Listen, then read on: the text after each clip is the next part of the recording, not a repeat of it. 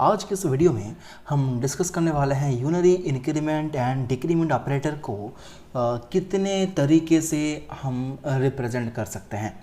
तो इसे रिप्रेजेंट करने के लिए बेसिकली हमारे पास दो तरीका है।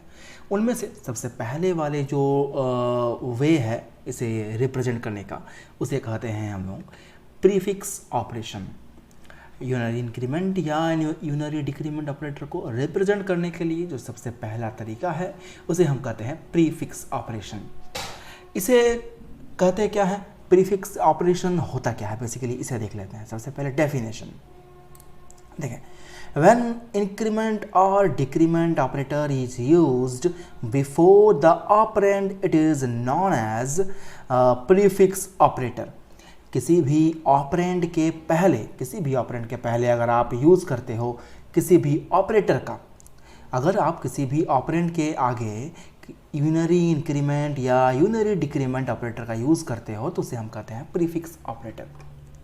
ऑलराइट, तो इसे एग्जाम्पल से समझते हैं। सबसे पहले हमारे पास एक एग्जाम्पल है, सपोज कर लें कि p = 5 और इसे जैसे ही हम डिक्लेयर करेंगे वैसे ही हमारे जावा के डायनामिक मेमोरी में एक छोटा सा एक स्पेस एलोकेट हो जाएगा और उस स्पेस का नाम होगा p, जिसे हम दिखाना चाहते हैं आपको। देखें, ये उस डायनामिक मेमोरी का एक छोटा सा हिस्सा यूज़ हुआ है और इसका नाम रखा गया है p।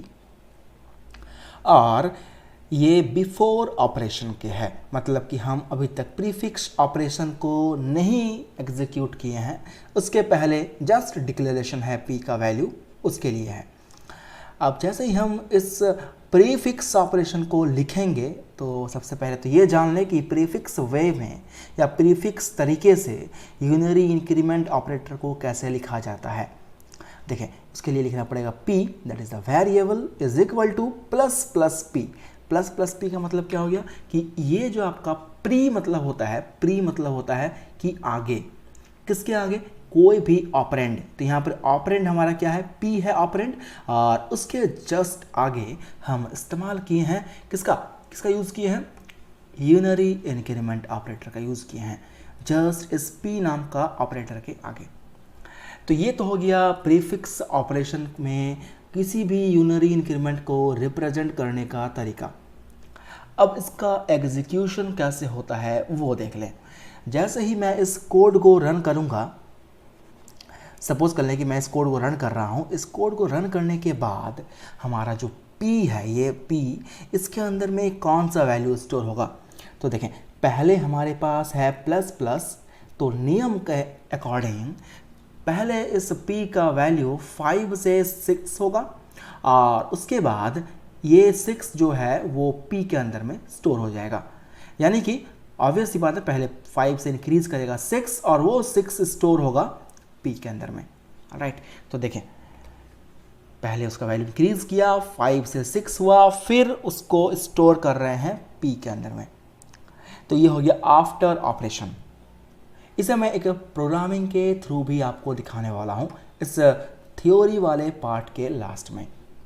तो बने रहिए हमारे साथ लास्ट तक, क्योंकि आपको जब तक इसके लास्ट वाले पार्ट को नहीं देखोगे तब तक आपको ये चीज़ें बेहतर क्लियर नहीं होगी और आपका कॉन्सेप्ट भी बिल्डअप नहीं हो पाएगा।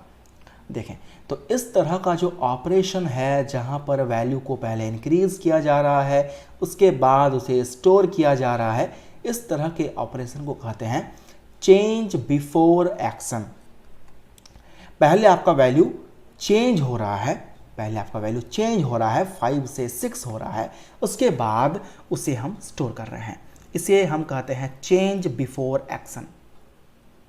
ऑलराइट, तो यही जो सेम काम जैसा कि मैंने किया है यूनरी इंक्रीमेंट ऑपरेटर के लिए, यही सेम काम हम करेंगे यूनरी डिक्रीमेंट ऑपरेटर के लिए भी। देखें, सेम हमारे पास वही वेरिएबल है p = 5 और ऑब्वियस सी बात है, पहले जब इसको हम एग्जीक्यूट नहीं करवाएंगे, यूनरी डिक्रीमेंट ऑपरेटर को लिखेंगे नहीं, उसके पहले क्या होगा, ऑब्वियस सी बात है, p नाम का एक वेरिएबल यानी p नाम का एक मेमोरी क्रिएट होगा और उस मेमोरी के अंदर में ये वैल्यू p स्टोर हो जाएगा और इसे हम कहेंगे बिफोर ऑपरेशन। ऑब्वियस सी बात है, अभी तक हमने डिक्रीमेंट ऑपरेटर को लिखा नहीं है।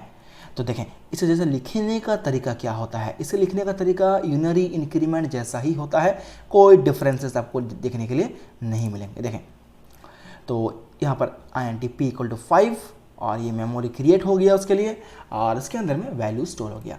अब हम जैसे ही p equal to minus p लिखेंगे, जैसे कि हमने इंक्रीमेंट ऑपरेटर के फील्ड में किया था, यूनरी इंक्रीमेंट ऑपरेटर के फील्ड में कि पहले प्लस प्लस p लिखा था हमने, यहाँ पर निगेटिव p यानी माइनस p होगा। तो ये हो गया यूनरी डिक्रीमेंट ऑपरेटर। तो इसका मतलब क्या होता है, इसका मतलब यह है कि सबसे पहले आपका p का वैल्यू डिक्रीज करेगा और p का वैल्यू 5 से डिक्रीज करके कितना हो जाएगा 4, और उसके बाद वो उस मेमोरी में यानी कि उस p के मेमोरी में स्टोर हो जाएगा। तो ये जो आपका प्रिंसिपल है जिसके ऊपर ये यूनरी इंक्रीमेंट और unary decrement prefix operation depend करता है, इस ऑपरेशन को हम कहते हैं चेंज बिफोर एक्शन, कि हम वैल्यू जो है चेंज हो रहा है स्टोर होने के पहले, यानी कि पहले वैल्यू चेंज होगा, इंक्रीज हो या डिक्रीज हो, इंक्रीज करेगा या डिक्रीज करेगा, उसके बाद जो इंक्रीमेंटेड या डिक्रीमेंटेड वैल्यू है वो मेमोरी में स्टोर हो जाएगा। तो वैसा ही जो हमारा इंक्रीमेंट और डिक्रीमेंट ऑपरेटर के लिए जो पहला टाइप था प्रीफिक्स, इसका सेकंड एक टाइप है, उसे हम कहते हैं पोस्ट फिक्स ऑपरेशन। तो प्री का मतलब जैसे कि आगे किसी भी ऑपरेंड के पहले अगर हम ऑपरेटर का इस्तेमाल करते हैं तो उसे हम कहते हैं प्री फिक्स ऑपरेटर। तो वैसे ही पोस्ट मतलब होता है, पोस्ट का मतलब होता है बाद में, ऑपरेंड के बाद अगर ऑपरेटर लिखा जाता है तो उसे हम कहते हैं पोस्ट फिक्स ऑपरेटर। डेफिनेशन क्या होता है इसका, देखें, व्हेन इंक्रीमेंट और decrement operator is used after the operand it is known as postfix operator। अगर हम किसी भी ऑपरेंड के आगे इंक्रीमेंट, किसी ऑपरेंड के बाद, अगर हम किसी ऑपरेंड के बाद इंक्रीमेंट या डिक्रीमेंट ऑपरेटर का यूज़ करते हैं तो उस तरह के ऑपरेशन को हम कहते हैं पोस्ट फिक्स ऑपरेशन या पोस्ट फिक्स ऑपरेटर। यानी कि ऑब्वियस सी बात है, यहाँ पर हमारा जो वेरिएबल होगा उसके अंदर वैल्यू स्टोर करेंगे सबसे पहले, और सपोज वही एग्जांपल p इक्वल टू 5, तो सबसे पहले क्या होगा कि वैल्यू स्टोर हो जाएगा p नाम के वेरिएबल के अंदर। और जैसे ही हम इस पोस्ट फिक्स ऑपरेटर को यूज़ करेंगे तो उसको यूज़ करने का तरीका कैसा होता है देख ले पहले। उसके लिए मान लेते हैं p equal to p plus plus. तो देखिए यहाँ पर जो ऑपरेटर्स हैं यूनरी इंक्रीमेंट ऑपरेटर, वो उस ऑपरेंड के बाद लिखा गया है। ऑपरेंड के बाद अगर हम किसी भी इंक्रीमेंट या डिक्रीमेंट ऑपरेटर को लिखते हैं तो उसे हम कहते हैं पोस्ट फिक्स ऑपरेटर या पोस्ट फिक्स ऑपरेशन। तो इसमें क्या होगा, इसमें p पहले है और प्लस प्लस बाद में है, इसका मतलब कि वैल्यू पहले स्टोर होगा वेरिएबल के अंदर में और फिर उसका वैल्यू इंक्रीज करेगा। इसका मतलब कि सबसे पहले क्या होगा, p का वैल्यू जो भी है 5 है तो वो p का पहले वैल्यू जो है वो पहले यूज़ होकर के स्टोर हो जाएगा इस p नाम के वेरिएबल के अंदर। और उसके बाद क्या होगा, ये जो प्लस प्लस लगा हुआ है इससे इस 5 का वैल्यू इंक्रीज करके 6 हो जाएगा, लेकिन वो 6 हमें दिखेंगे नहीं क्योंकि उस वैल्यू को स्टोर करने के लिए कोई वेरिएबल प्रेजेंट हमारे पास नहीं है। पोस्ट फिक्स ऑपरेशन में हम एक बात समझ रहे हैं कि वैल्यू का यूज़ पहले होगा और इंक्रीमेंट या डिक्रीमेंट वो बाद में होगा। First we will use the value, after that we will increase और डिक्रीज द वैल्यू। तो जैसे कि यहाँ पर हम लोग इंक्रीमेंट कर रहे हैं वैसे ही सेम हम कर सकते हैं डिक्रीमेंट के लिए भी। तो ये जो प्रिंसिपल है, ये जो हमारा पोस्ट फिक्स ऑपरेटर है, ये किस प्रिंसिपल पर बेस्ड है, ये है चेंज आफ्टर एक्शन। मतलब वैल्यू तो चेंज होंगे, ऑब्वियस सी बात है, इंक्रीज करने के लिए प्लस प्लस दिया हुआ है, इसका मतलब कि 5 से बढ़ करके 6 तो होगा, बट वो 6 पहले नहीं होगा, पहले यूज होगा वो वैल्यू, यानी कि पहले वो वैल्यू स्टोर होगा p के अंदर में और उसके बाद उस वैल्यू को इंक्रीज किया जाएगा। ऑलराइट, तो इसे अगर हम इसके डिक्रीमेंट के ऑपरेटर के फॉर्म में देख लें तो वो भी हमको ज़्यादा समझ में आ जाएगा। देखिए सबसे पहले इंटीजर p इक्वल टू 5 लिए हैं तो ऑब्वियस ही बात है, सबसे पहले उसको स्टोर किया जा रहा है तो वो एक वेरिएबल के अंदर स्टोर हो जाएगा, एक मेमोरी स्पेस के अंदर। जैसे ही हम लिखेंगे p equal to p minus minus, तो वैसे ही क्या होगा कि पहले वैल्यू यूज़ होगा और उसके बाद उसके वैल्यूज़ को डिक्रीज़ किया जाएगा। तो डिक्रीज करने से 5 से कितना हो जाएगा, 5 से डिक्रीज होकर कितना हो जाएगा वैल्यू 4। लेकिन ये जो डिक्रीमेंट है वो बाद में होगा, पहले उसको यूज़ करना है। तो ऑब्वियस सी बात है, इसका मतलब कि मेमोरी जो हमारा जावा का है उसके अंदर में 4 नहीं स्टोर होगा, उसके अंदर में 5 ही स्टोर होगा, क्योंकि पहले वैल्यू को हम यूज़ कर रहे हैं, उसके बाद हम डिक्रीज कर रहे हैं। इसका मतलब पहले हमारा 5 एज इट इज स्टोर हो जाएगा, उसके बाद हम p माइनस माइनस कर सकते हैं। डिक्रीज करने के बाद क्या होगा, इसका वैल्यू जो है वो ऑब्वियस सी बात है 4 हो जाएगा, लेकिन वो 4 हमारा कहीं पर दिखेगा नहीं, क्योंकि ये जावा के डायनामिक मेमोरी में स्टोर हो जाएगा। तो यहाँ तक उम्मीद करेंगे कि आपको कोई दिक्कत नहीं होना चाहिए, और इसी सेम कॉन्सेप्ट को हम देखेंगे ब्लूजे की मदद से कि आखिर इसका इम्प्लीमेंटेशन कैसे होता है। तो चलते हैं हम लोग अपने ब्लूजे के स्क्रीन पे। देखें, जैसे कि आप देख पा रहे हो कि हम लोग आ गए हैं अपने ब्लूजे के सॉफ्टवेयर के अंदर, और इसमें देखें कि न्यू क्लास नाम का आपको ऑप्शन दिख रहा है। तो सबसे पहले आपको एक क्लास क्रिएट करना होगा। सपोज कर लें हम क्लास का नाम दिए हैं इंक्रीमेंट। इसके अंदर में हमें डबल क्लिक कर जब ओपन करेंगे तो इसके अंदर में बहुत सारी चीज़ें मिलेंगी। इसे कंट्रोल A दबा करके डिलीट कर देना है। और सबसे पहला काम होता है जावा का क्लास को क्रिएट करना। तो क्लास हमारा है इंक्रीमेंट।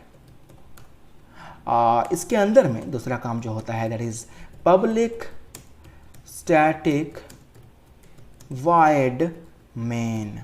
इतना करने के बाद स्ट्रिंग args। ऑलराइट, फिर हम लोग लेंगे, सपोज कर लेते हैं intp इज इक्वल टू 5।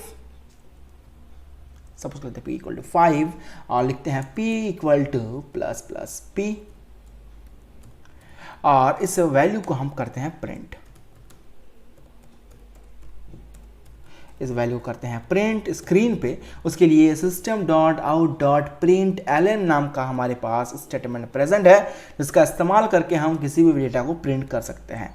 लिखेंगे इसमें डबल कोड के अंदर में value of a is equal to value of a। ये जो डबल कोट्स दिख रहा है, डबल कोट्स के अंदर में आप कुछ भी लिखोगे तो वो एज इट इज स्क्रीन पे प्रिंट हो जाता है। और इसके बाद डबल कोट्स के बाहर में प्लस दे करके आपको इस p के वैल्यू को प्रिंट कर देना है। इससे क्या होगा, पता चल जाएगा कि p में क्या स्टोर हुआ है। तो यहाँ वैल्यू ऑफ a ना लिख करके लिखते हैं value of p equal two plus p। तो जो भी इंक्रीज या डिक्रीज कुछ भी होने वाला रहेगा या सेम रहेगा वैल्यू, वो हमें उसके अंदर में दिख जाएगा।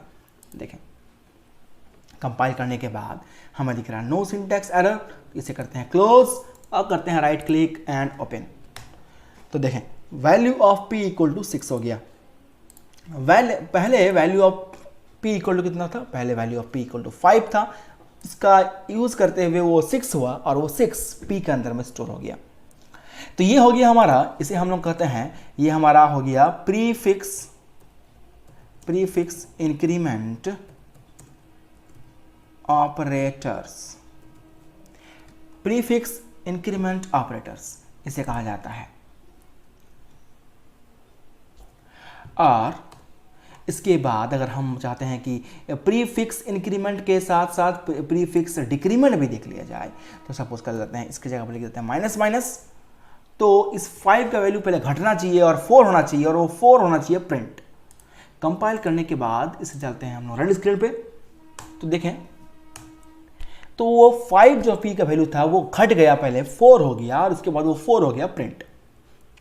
इसी सेम चीज को हम अगर देखना चाहेंगे कि पोस्ट फिक्स यूनरी ऑपरेटर कैसे काम करता है, तो उसके लिए हमको पता है पहले यूज होता है, उसके बाद उसका वैल्यू इंक्रीज करता है।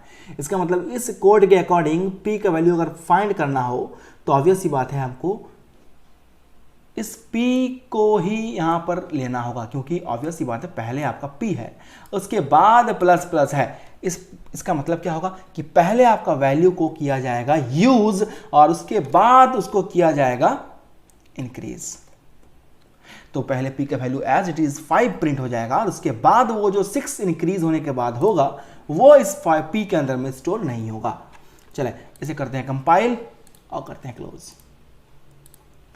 तो ये जब रन करेगा तो ऑब्वियस सी बात है वही 5 सेम टू सेम दिखेगा। तो ये तो हो गया हमारा पोस्ट फिक्स इंक्रीमेंट ऑपरेटर। अगर हम बात करते हैं पोस्ट फिक्स डिक्रीमेंट ऑपरेटर, तो भी सेम आंसर प्रिंट होगा। p माइनस माइनस मतलब क्या होगा, P माइनस माइनस मतलब कि P का वैल्यू पहले यूज होगा, उसके बाद उसके वैल्यू को हम लोग करेंगे प्रिंट। तो P के वैल्यू को हम लोग अगर करते हैं यूज, P के वैल्यू करते हैं यूज, तो उसके लिए हम लोग सबसे पहले प्रिंट हो जाएगा P एज इट इज, उसके बाद उसका होगा डिक्रीमेंट। तो आज की वीडियो के लिए बस इतना ही।